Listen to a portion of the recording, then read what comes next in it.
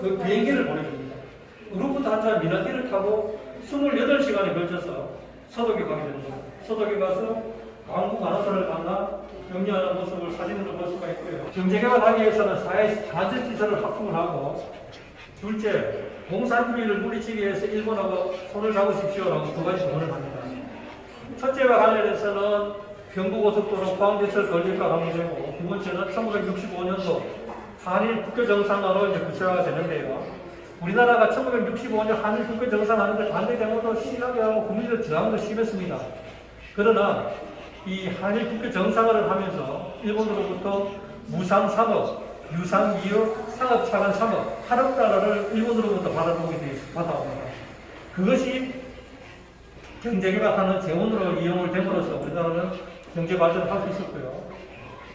특히 필리핀 같은 경우는 2차 세계대전 피해 국으로서 피해 배상비를 받는데, 우리나라는 식민지를 하다 보니까 대일 청구권 자금을 받아오거든요. 필리핀 같은 경우는 일본으로부터 5억 5천만 원을 받아서 권력 유지를 위한 미락시설 짓는데 돈을 다 탕진해버렸고, 박정희 대통령은 그 돈을 받아 경제 격차가 엄청나게 많이 되어 있죠. 그래서 우리는 지도자를 잘 만나서 경제개발을 되고, 필리핀 같은 경우는 그 마르코스가 그 돈을 가지고 미락시설 짓는데 돈을 다 탕진해버렸기 때문에 지금 필리핀은 가정부를 수출하고 지금도 막 3천만 불 정도 밖에 되지 않는 그런 나라로 전락입니다. 간호사들이 이제 가족과 나눴던 편지, 바로 공무원의 7배 정도의 급여를 받았습니다. 그래서 500명 뽑는데 4만 6천 명이 응시할 정도로 인상인해를 이루었다 그러는데요. 손이 부드러우면은 안 뽑힐 것 같으니까 손을 땅에 비벼서 거칠게 만들어가지고 시험을 쳤다는 정말로 눈물 없이 들을 수 없는 그런 일화가 있고요.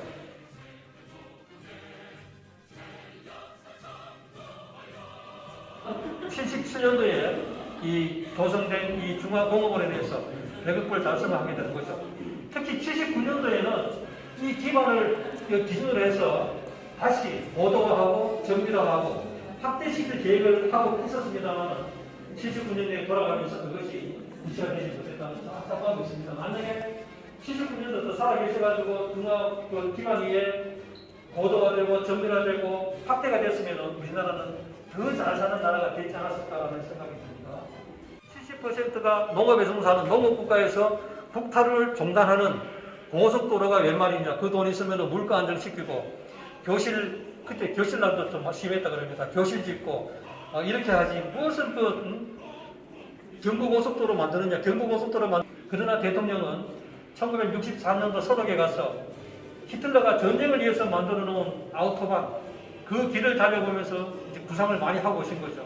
그래서 산업화를 하기 위해서 육로 수송 체계를 대변형시키지 않으면 우리나라는 산업화할 수 없다 해서 경부고속도로 건설을 하게 됩니다. 경부고속도로 건설하기 전에 서울에서 부산까지는 15시간 정도 소요됐다고 그래요. 경부고속도로가 건설되고 4시간 반 만에 갈 수 있었는데, 아침은 서울에서 먹고 점심은 부산에서 먹고 저녁은 서울에서 먹고, 우리나라가 1일 생활권 시대가 된 것이 이 경부고속도로가 완공된 1970년대부터입니다. 그래서 428km를 429억 원의 이 고속도로가 경부고속도로가 되겠습니다.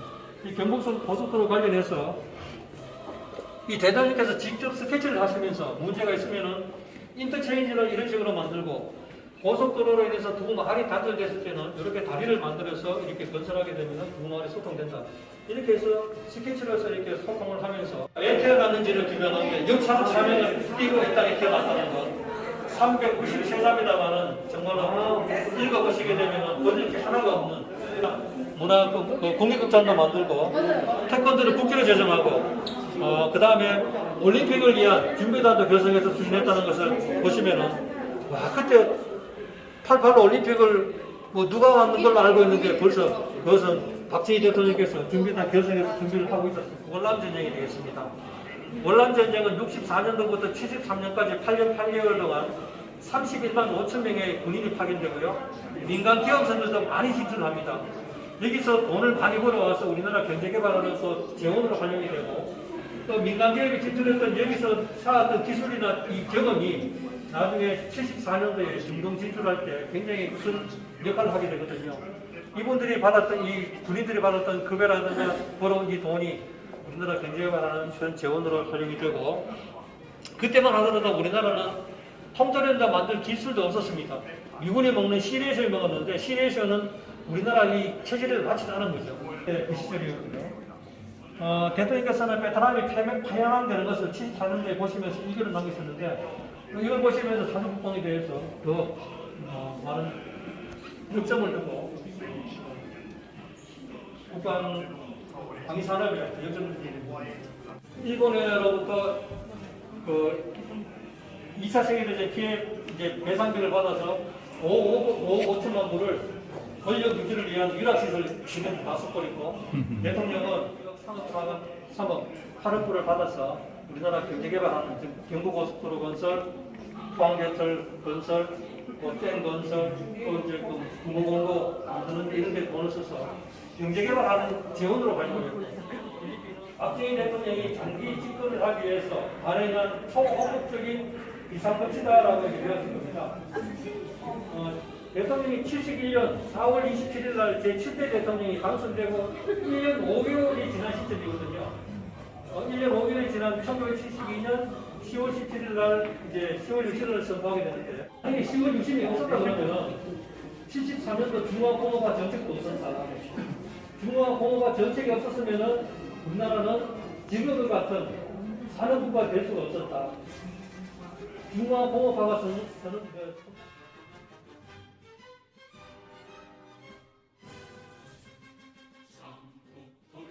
대통령의 취미 중에 하나가 이제 서예, 이제 글씨는 정평이 나 있고요. 그림도 잘 그리셨습니다. 사진 찍기도 좋아하셨다 그러고요. 74년 8월 15일 유경수 여사님께서 돌아가시고 난 다음부터는 이제 경내에서 배드민턴을 자주 치셨다 그럽니다. 또 사용하셨던 라켓이 걸려 있는데 배드민턴을 많이 치셨다 그러고요. 여기는 유경수 여사님 코너입니다. 한복을 굉장히 즐겨 입으셨는데 이거는 동그라미 무늬가 있는 방법으로 되지 않겠습니다. 여사님께서는 업계동무 잡지를 창간하셨어요. 20년 발간되다가 폐간이 됐습니다.